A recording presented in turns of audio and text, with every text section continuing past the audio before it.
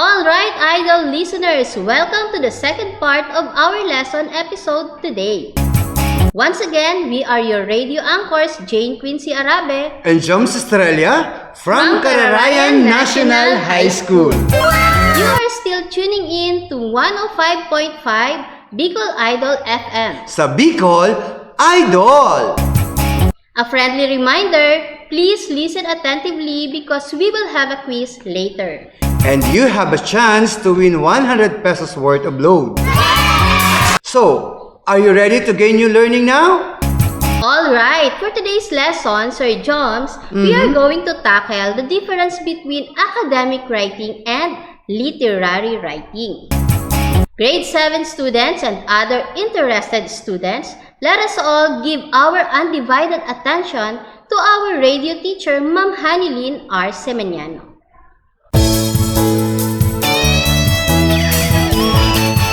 Radyo Aralan sa Naga, Season 2.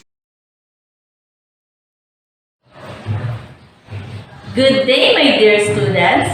How are you today? Are you ready for our lesson? This is Teacher Hannelyn R. Seminiano from Cararayan National High School. Join me and let's have fun learning academic and literary writing. But before that, let us first have the objectives for today's lesson. First, you're going to identify the different features of academic writing. Then, you're going to differentiate literary from academic writing and construct sentences showing academic features. Are you all ready? Alright, let's go. Okay, kindly get your pen and paper and your module for today's lesson. Let's get started by analyzing these two sample texts. Text A is entitled The Olympian Creation Myth. At the beginning of all things, Mother Earth emerged from chaos and bore her son Uranus as she slept, gazing down fondly at her from the mountains. He showered fertile rain upon her secret clefts, and she bore grass, flowers, and trees with the beasts and birds proper to each. This same rain made the rivers flow and filled the hollow places with water, so that lakes and seas came into being. Now, what is the text all about? How was the text written? And what kind of text is this? Okay, let's go to sample text B. Sample text B is entitled Help Alert, Department of State, Bureau of Consular Affairs. Effective January 26, 2021, all airline passengers traveling to the United States ages 2 years and older must provide either a negative COVID-19 viral test taken within 3 calendar days of travel or provide a positive test result and documentation from a licensed healthcare provider or public health official of having recovered from COVID-19 in the 90 days preceding travel. Passengers must also attest under penalty of law to having received a negative qualifying test result or to recovery from COVID-19 and medical clearance to travel. Now, what is the text all about? How was the text written? And what kind of text is this? Now, my dear students, were you able to answer the 3 questions from the 2 sample texts? Very good. Let us go and check our answers. Alright, for sample text A, what is the text all about? Alright, the text is all about how the Olympian was created. And how was it written? It was written using fictional and imaginative words. Very nice, students. You are getting closer. And what kind of text is it? Very good. The text is narrative. Okay, let's go to sample text B. You are correct. The text is all about COVID restrictions in the US. Okay, and it was written using factual language. How about the kind? Were you able to get it? Perfect! Yes, the text is informative. Good job, students! I guess you are now ready to learn the two kinds of writing that we are going to learn right now, the academic and literary writing. Okay, so let us first define academic writing. Alright, what is academic writing? Academic writing is a form of writing using formal language and includes data such as actual events, dates, names of authoritative persons, and other facts that are taken from other sources to back up its statements. It is written to inform, persuade, argue, or support a claim. Research paper is an example of this. Okay, let us try to understand the characteristics of an academic writing. First and foremost, it should be clarity. It should have a clarity. Clarity means easily understood by intended audience. Next one is conciseness. It should be clear. Then, it should have a specific audience. The targeted readers should be identified. And then, we should also know the specific purpose. What is the purpose of our writing? Is it to inform the reader or to give information? Okay. And then, the accuracy should also be present. It should be factual, correct, and free from bias. Then, it should be correct. It follows grammatical and technical conventions. Next one, comprehensiveness. It should contain all necessary information. Then last one, accessibility. It should include table of content, headings, and subheadings. Alright, let's go to literary writing. How is it different from academic writing? Literary writing is also called as creative writing, which inspires and entertains with word pictures, concepts, and has deep meaning.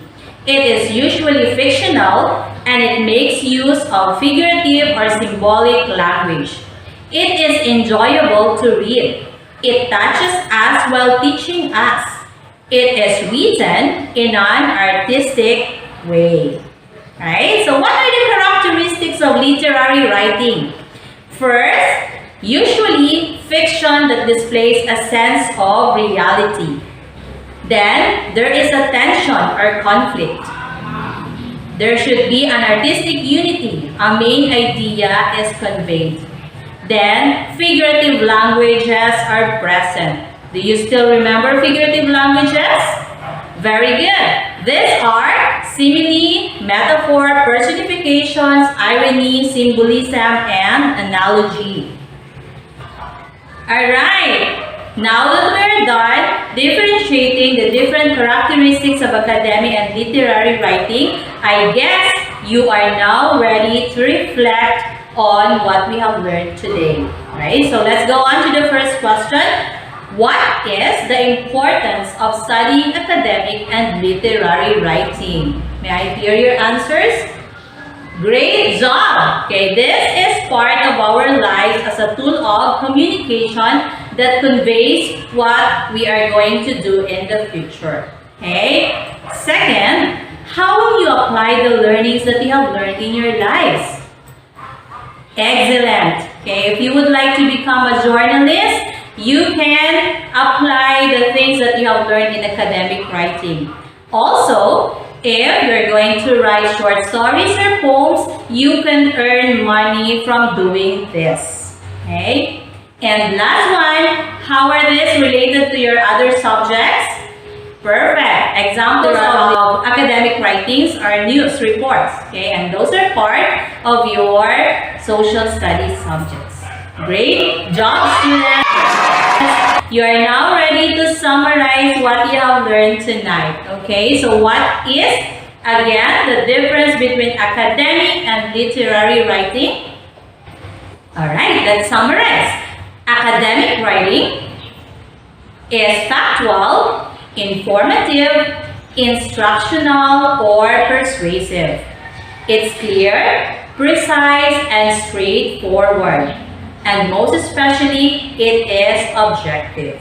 Let's go to literary writing. And what is literary writing? Again, it's fictional and imaginative. It is entertaining, provocative, and captivating. Artistic, figurative, symbolic, or even vague. And most important, it is subjective. Great job, students! Now that you are done studying the difference between academic and literary writing, I guess you are now ready to do the tasks that are assigned to you. Let's have practice task A. Okay, for practice task A, you are going to distinguish between literary and academic writing.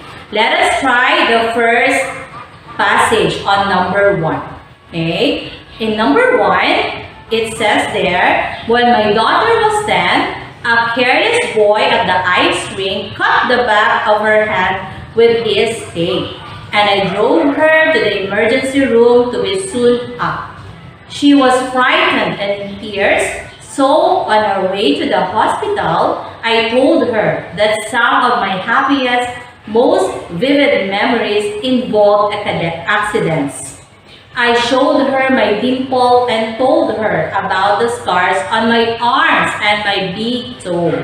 And I ran down most of the rest of my inventory of fails and fractures and stitches and chipped teeth.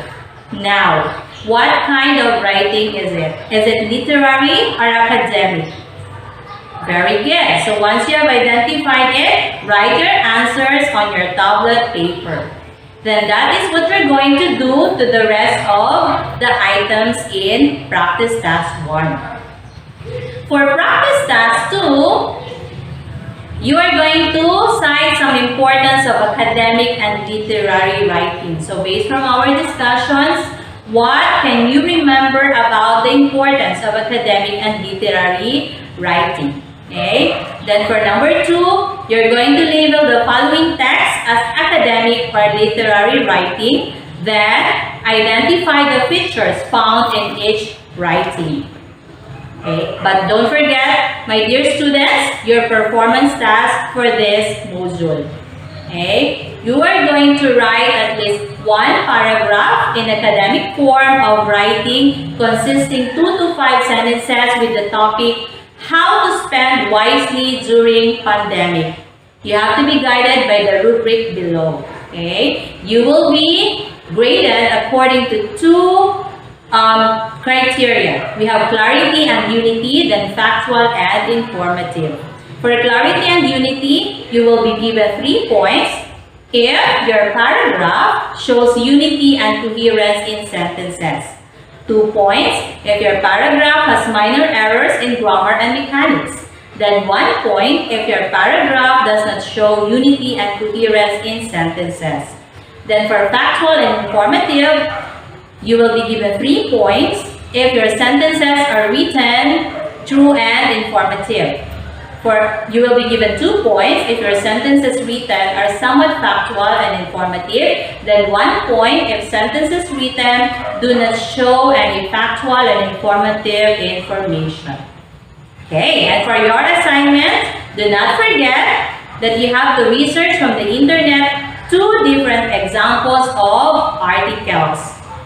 You have to analyze the features of each article, then determine if it is academic or literary writing. Okay? You may use bond paper for this. Alright, so that ends our lesson. Do not forget to tune in to this radio station, 101.5 Idol FM, for the next teachers that will be teaching you from Cararayan National High School, and enjoy the next lesson.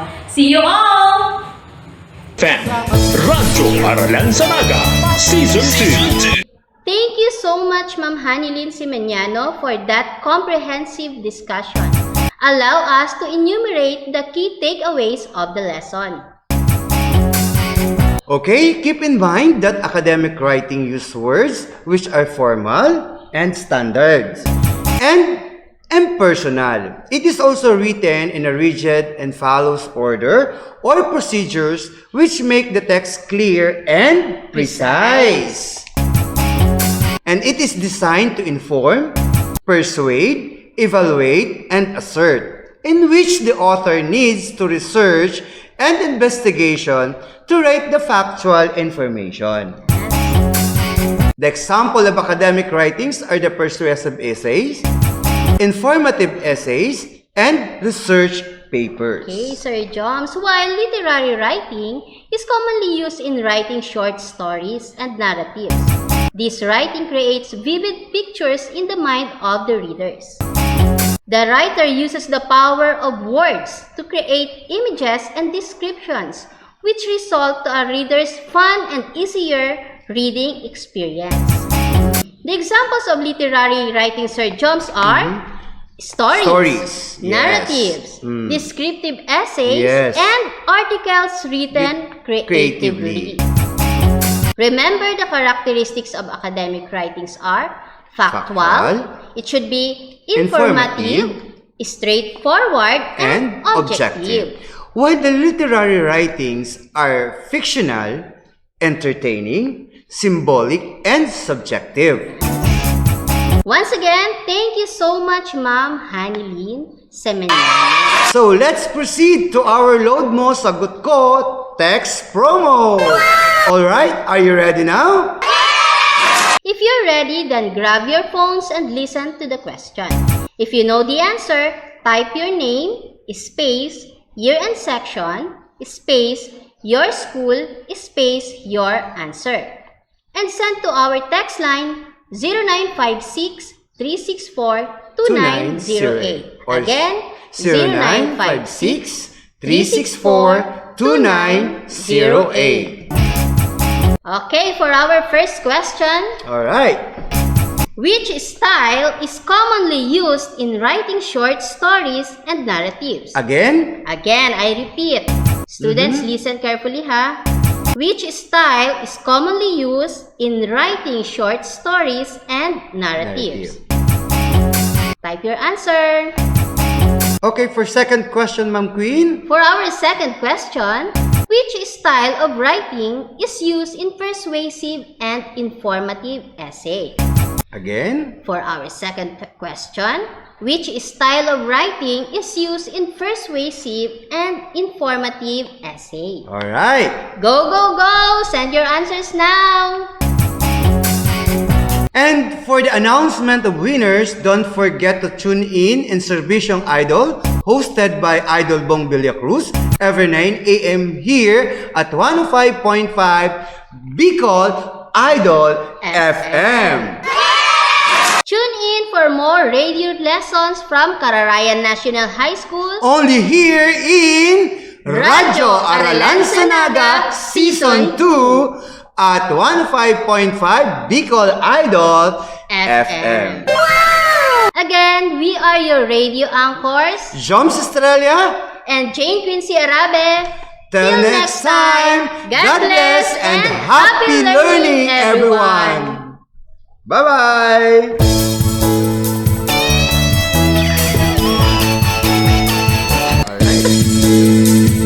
Dalawang lesson episodes na naman ang inyong napakinggan ngayong araw.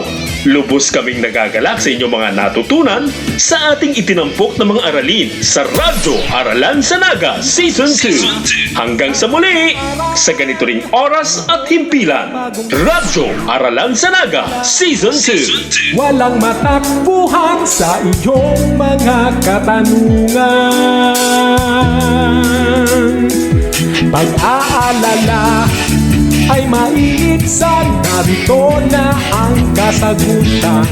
Programa sa radyo, iyong pakinggan para sa On dagdag its second season, karunungan. Naga Prime still going live in 5, 4, 3. Radyo Aralan sa Junior High Naga, School hanggang Edition. tulungan ka.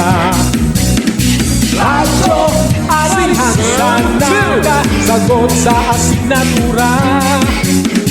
Radyo, aralan sa naga, tara makinig ka na.